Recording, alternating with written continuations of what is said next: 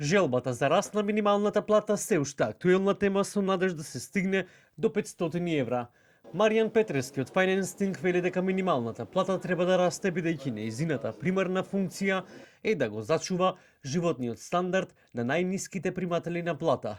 Петрески потенцира дека кога се зборува за минималната плата, треба да се внимава на повеќе аспекти меѓу кои и тоа што поголемата маса на средства во економијата може да предизвика на цените, односно инфлацијата. Посочува дека во последниот месец имаме подобрување во смисла на намалување на цените, особено кај храната. Секако дека минималната плата треба да расте, примарната функција е да го зачува животниот стандард на најниските приматели на плата. Ако ја гледате како процент од просечната плата, таа се доближува веќе до 60% од просечната плата и во таа смисла гледана за локалните околности мислам дека е соодветна. Кога зборуваме за минималната плата, се разбира треба да внимаваме на два аспекти. Прво, што дополнителниот товар ќе значи за економијата, за оние што тие плати треба да ги исплаќаат, или ако тој товар се префрла на буџетот, што тоа ќе значи за буџетот, бидејќи паралелно зборуваме за фискална консолидација, која што ја имаме, меѓутоа е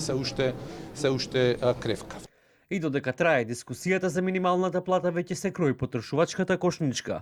Ќе се пресметува за основните трошоци на тричлено семејство. Нашата просечна потрошувачка кошничка сигурно нема да користи во пресметките акцизни стоки, како што се алкохол, цигари, летување во странство и така натаму, бидејќи тоа го сметаме за луксус. Или пак овошја кои не се карактеристични за одредена сезона во годината. Сето ќе биде врз база на релевантни податоци, од цените од релевантни производи кои што се користат сезонски, меѓутоа и податоци земени од повеќе маркети. Маркети кои имаат високи цени, маркети со пониски цени, односно средни цени во Македонија и хард дисконти со најниски цени, како и цени од зелените пазари и локални маркети од различни региони во Република Македонија. Државниот завод за статистика престана да ја прави пресметката во 2011 година.